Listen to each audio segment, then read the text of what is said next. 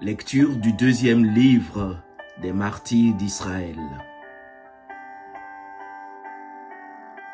En ces jours-là, Éléazar était l'un des scribes les plus éminents.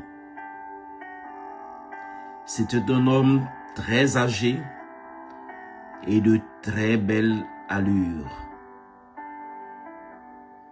On voulut l'obliger à manger du porc en lui ouvrant la bouche de force.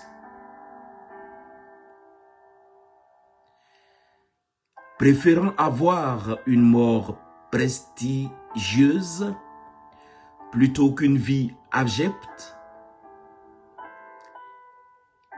il marchait de son plein gré vers l'instrument du supplice,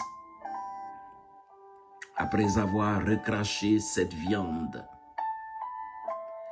comme on doit le faire quand on a le courage de rejeter ce qu'il n'est pas permis de manger, même par amour de la vie.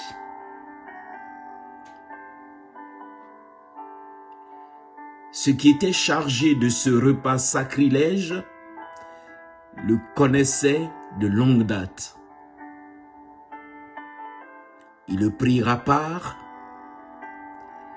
et lui conseillèrent de faire apporter des viandes dont l'usage était permis et qu'il aurait préparé lui-même. Il n'aurait qu'à faire semblant de manger des chairs de la victime pour obéir au roi.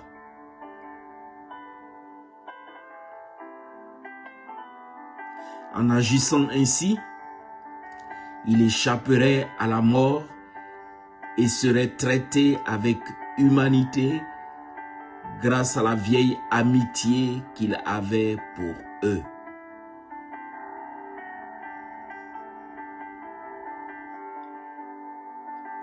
Mais il fit un beau raisonnement, bien digne de son âge.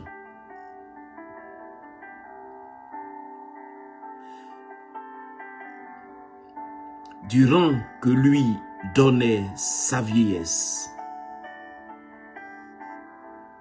du respect que lui valaient ses cheveux blancs, de sa conduite irréprochable depuis l'enfance, et surtout, digne de la législation sainte établie par Dieu.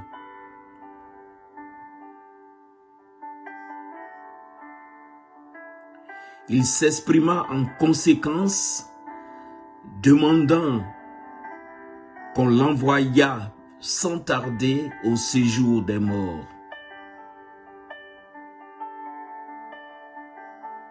Une telle comédie est indigne de mon âge, car beaucoup de jeunes gens croiraient qu'Éléazar, à 90 ans, adopte la manière de vivre des étrangers.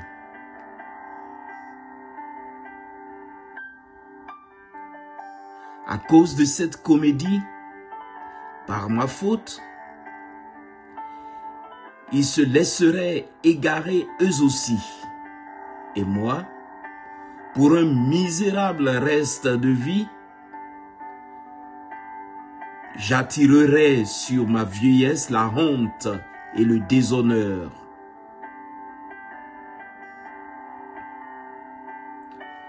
Même si j'évite pour le moment le châtiment qui vient des hommes, je n'échapperai pas, vivant ou mort, aux mains du Tout-Puissant.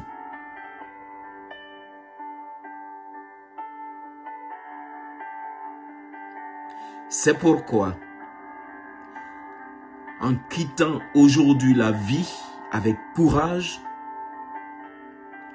je me montrerai digne de ma vieillesse et en choisissant de mourir avec détermination et noblesse pour nos vénérables et saintes lois,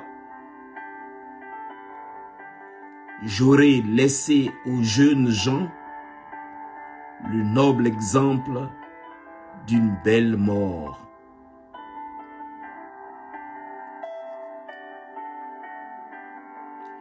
Sur ces mots, il alla droit au supplice.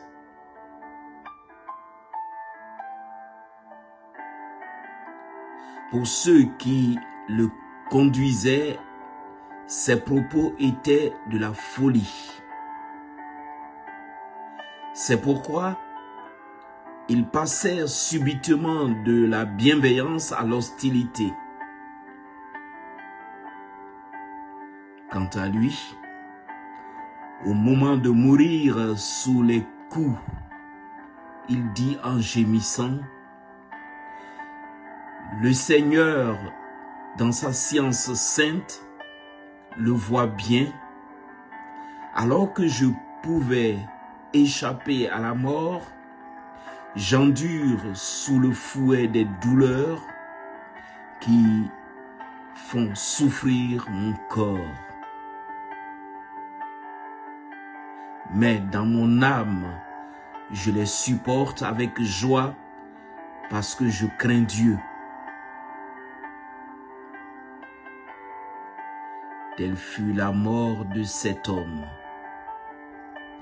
Il laissa ainsi, non seulement à la jeunesse, mais à l'ensemble de son peuple, un exemple de noblesse et un mémorial de vertu.